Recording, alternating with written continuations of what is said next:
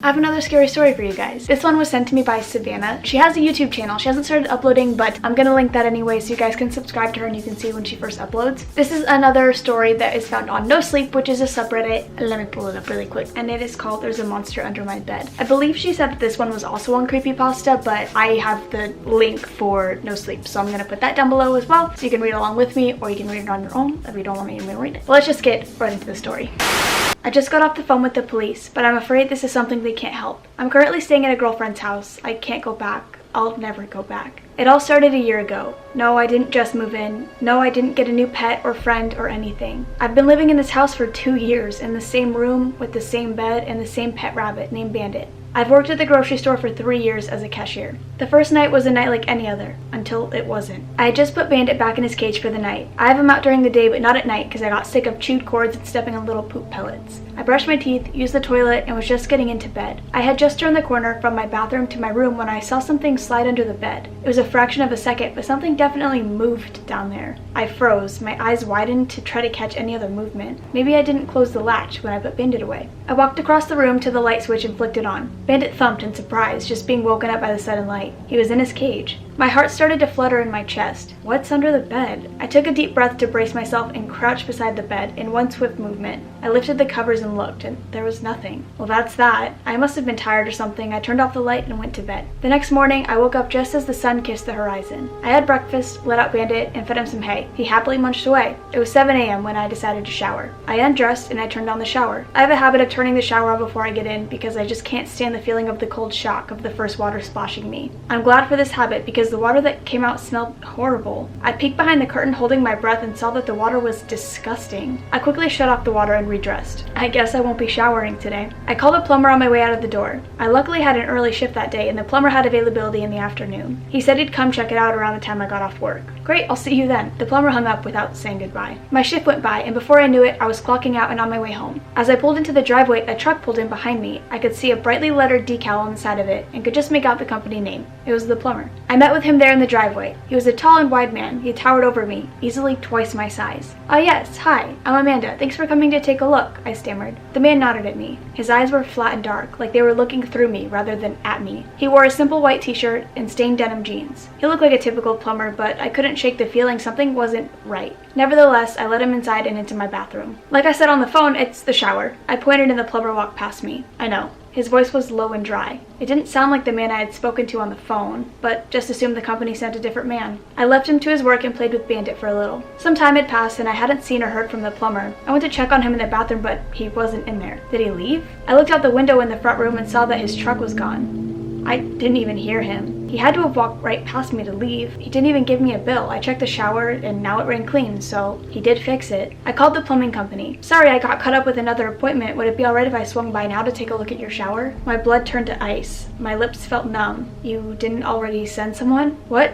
No, I don't have any employees. I do all of the jobs. Is everything alright? I could hear concern in his voice. I quickly told him that I didn't need him to come over any longer and that I was sorry for wasting his time, and I hung up. Someone was here. I know someone was here. There was a stranger in my house. I clambered around the house in a panic, locking doors, windows, shutting blinds. I dialed 911 and I hid in my room. A cop came by and took my statement. He took notes about the plumbing service I had called and details of the truck. He told me to relax, that it all seemed like a prank and to not worry about it. It didn't feel like a prank, but I thanked him anyways and sent him on his way. The next 2 days were uneventful. Just went to work and came home, but 2 nights ago I came home from work a bit later than usual. I was worried Bandit had gotten into some trouble because I didn't leave enough food out for him. That's when he gets in trouble. I searched around the house but couldn't find him anywhere. I checked all of his hiding spots, even in places he never went, but I couldn't find him. The last place I had to look was under my bed. As soon as I walked into my room, I was slapped in the face with this overwhelming stench. My eyes stung and I braced my mouth and nose. It smelled like the muddy water that came out of the shower the other day, but way worse. I plugged my nose and stumbled in. I feared the tub had backed up and overflown, but that fear was subsided when I noticed there wasn't any water flooding in. I checked the bathroom and it was just as I had left it. Confused, I turned back into my room. At the edge of my bed was a small puddle of something dark. I squatted down and got a closer look at the fluid. It was almost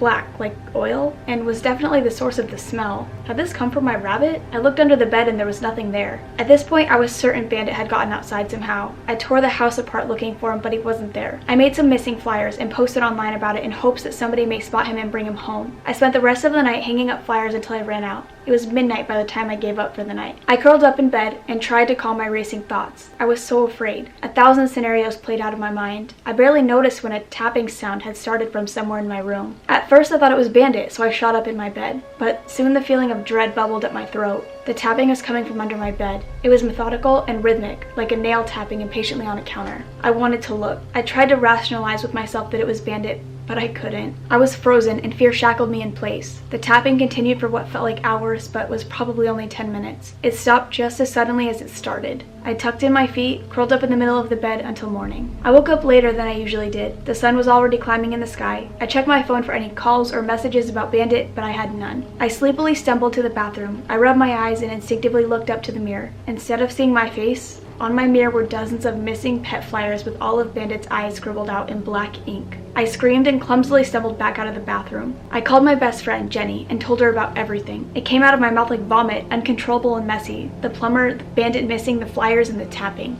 "You need to get out of your house. What if that guy is still there? That's what you heard," Jenny gasped. I reassured her that if he was, I would have found him the day before when I was looking for Bandit. Still, she insisted I stay at her place and to call the cops. I agreed to call the police again, but I hate putting people out, so I refused to stay the night. But I did promise her I would if the cops suggested it. I called the non-emergency line. It rang a few times and stopped, but no one answered. I listened to the silence for a moment, looked at my phone to make sure I was still on the line, then spoke. "Hello?" Suddenly a song started playing on the other end. I frowned at my phone and hung up. Did I call the wrong number? I redialed, making sure to check the number. It rang a couple times and played the same song. "What the hell is this?" I yelled into the phone. Tears welled up in my eyes. I threw the phone on my bed and sobbed. Someone was messing with me. I gathered some clothes and essential items and called out of work. I don't remember the drive to Jenny's. She met me outside as I pulled into her driveway. Between sobs, I told her what had happened. She agreed that someone had to be pranking me, or worse, stalking me. We went inside and she set up her futon for me to sleep on that night. We spent the day watching movies and eating junk food. I couldn't stop thinking about Bandit though. My heart twisted painfully in my chest. I feared the worst. Jenny did her best to comfort me. She told me over and over again that he would be fine and we would find him. But I don't think we will. It was 7 when I realized I forgot my phone charger. Jenny has an iPhone and I have an Android, so she didn't have one I could borrow. I insisted swinging by my place one more time so I could grab it. "I don't think that's a good idea." Jenny shook her head.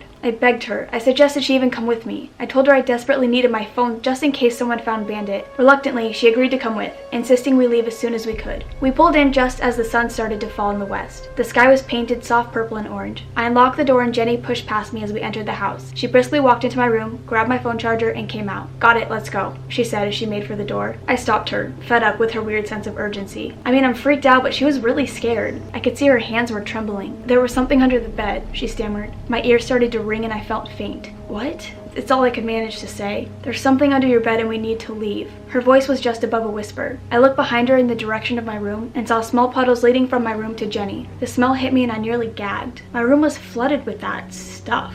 I pointed to the puddles and Jenny just shook her head, refusing to look. She grabbed my hand and we left, her tires squealing as we sped out of the driveway. I asked her what she had seen, but she just shook her head and quietly cried. Once we were in her house, she took my hands and stared at me with wide, pleading eyes. "It was your rabbit," she started. Her hands were cold and trembling. I could feel tears welling up in my eyes, but it wasn't your rabbit. She paused to find her words. I walked in and saw its head peek out from underneath, but it didn't look right. Neck was bent and eyes were bleeding. I didn't know what to say or what to think. All I know is that Bandit is dead and there's something under my bed, and I don't think it's human. Alright, well, I'm terrified and I am scared that something is gonna crawl from underneath my bed right now. I didn't read this story all the way through because I wanted to kind of be surprised by the ending, and now I wish I had read it all the way through before I did this. And again, if you guys have any stories that you want me to read, go ahead and DM them to me and I will read them, and I'm eating my hair right now. Hope you guys enjoyed and I'll see you in the next one. Bye! My head started to flutter in my chest. My head. Fed him some. Hey! I could see her. Alright, world's biggest fucking truck.